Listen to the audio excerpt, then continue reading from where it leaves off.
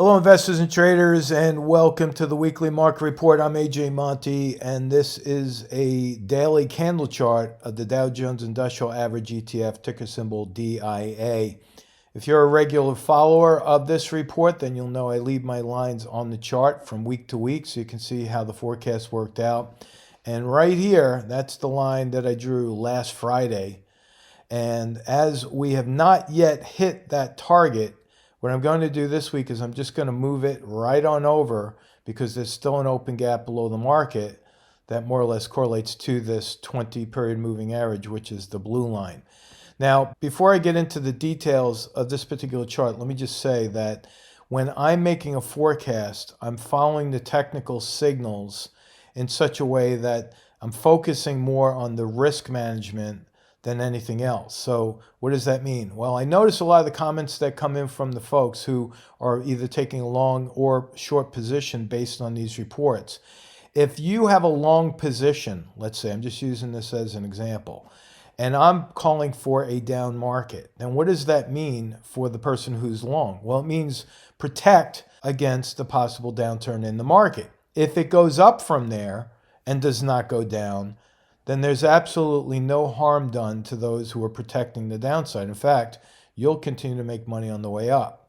Now, with that said, I'm also looking at what's happening on the wider time frame. In particular, look at the monthly chart. I pointed this out last week.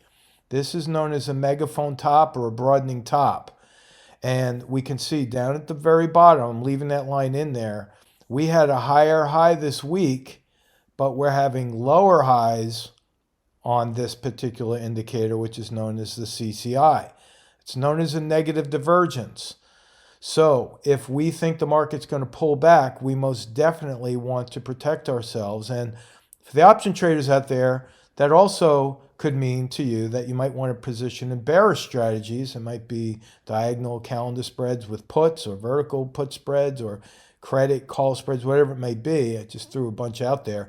But there is a lot of money to be made in this market as long as you're focusing on risk management and keeping your eye on the charts. So again, going back to the daily chart right here, as I zoom in, I'm just taking that line right there and I'm going to duplicate it and I'm going to move it on over just like that. And I still think that the gap below the market will fill, and we'll have to see what happens there. Now, next week, we have Thanksgiving. We're going to have a light trading week. We might have light volume. All the more reason to protect yourself, because a lot of times in thinly traded markets, we tend to see a lot of more volatility, especially in the week after the monthly expiration for the options, which was today as I record this.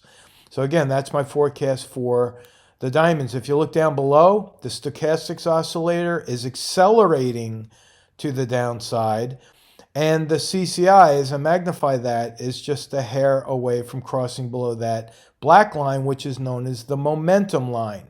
Whenever you see prices crossing over that line, you have to pay attention, because that usually means that the trend or move is accelerating in the direction that that indicator is pointing. So again, keep an eye on the downside. Now, if I look at the SPY, this is the S&P 500 ETF. You can see pretty much the same scenario. Well, this one came closer to following my line here in the forecast. This is a 2-week forecast going out now to November 24th.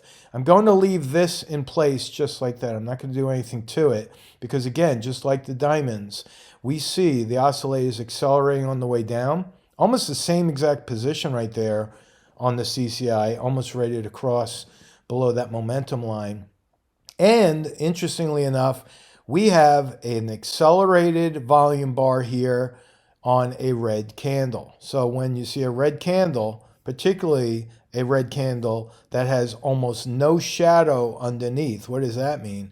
It means the sellers remain motivated right up until the close. So it's going to be an interesting market on Monday to see where this market opens, not just the spiders, but the markets across the board. So that's the spiders. Now, inversely related to the S&P is the VIX. And I'm going to leave this line in place as well. Why? Because I believe that the VIX is going to start to move up, and we have the telltale signs of buyers coming in. How do I know that? Well, this is known as a hammer pattern right there. See that long shadow underneath the candle, with the shadow being 1.5 to 2 times the length of the body right there, is telling us that the buyers pushed back from the lows, rallied off from the lows, and closed on the high. Now again, look at the oscillators. Stochastics is starting to accelerate to the upside. CCI crossed actually with a buy signal last week, but it's still trending higher. And we have a wide divergence from this moving average. So my target for the VIX right there at 29.29 is closer to December 1st. And that would also coincide with the moving average, which is that blue line. We have a stretch from that moving average. Most likely we'll start to see a snapback to it. Now, let's take a look at the tech sector, known as the Qs right there. It's the ETF that monitors the NASDAQ 100. And you can see that right there, we have what's known as a bearish harami. What's a bearish harami? Well, that term comes from the Japanese translation of pregnant. That's a pregnant candle. And you have the smaller bodied red candle falling within the former green body. Now, why is this an interesting pattern to me? Because yesterday, on Thursday, the 19th, we had a bullish engulfing pattern. So now we have a bearish pattern overriding a bullish pattern. And what that means is that that could be a failed bullish engulfing pattern. You don't see that too often, actually. It's very rare that that happens. But my forecast from last week was almost spot on here. I did say early in the week the Qs would most likely go up before pulling back. We are seeing that pullback. What I'm going to do is extend that out just a little bit, just like this, into next week, because I think we could pull back to that 20-period moving average. Now remember, as I erase this line, there is still a gap below the market here. You have to keep an eye on that because gaps tend to act as price magnets. All right, so we have the oscillators pointing down. We have a gap below the market. We have a bearish pattern right there. Again, watch out below, protect against that downside risk. Now looking at the IWM, which is the Russell 2000 ETF, this one held up the best out of all the major markets, and it did not pull back, at least not yet. I'm going to keep this exactly in place. I'm just going to move it on over, just like this. Watch. I'm going to duplicate that line, move it on over. I'm going to duplicate this line, move that on over as well. And I'm still going to say that's going to bounce off of this moving average, so I'm going to have to extend that a little bit. Let me just clean that up because I just made a mess of that, actually. And so I'm going to say that over longer term right there, we're going to see a pullback to fill that gap as well on the Russell 2000.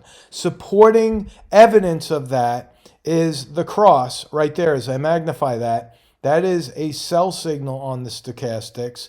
And just the other day on this bearish engulfing pattern, see that big red candle engulfing the previous green candle, that is showing a sell signal right there. What we have to watch for on the Russell is a possible cross below that momentum line, which would then accelerate the selling pressure and possibly push it down to fill that gap entirely.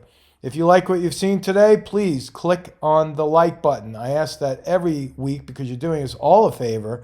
The more people who subscribe to this channel, the more who get to learn about the signals and the more accurate the signals become. Again, everyone benefits from that. If you'd like to subscribe, go right ahead. But if you'd like to be alerted when this is put out, just click on that little notification bell and you will get that notification that the video is ready to go. So I try to put these out every Friday evening.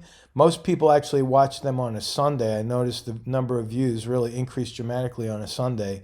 But again, share it with your friends, your family, your neighbors, and make sure we're all managing risk in this very difficult time in the market. So thank you very much. Have a great Thanksgiving. So long.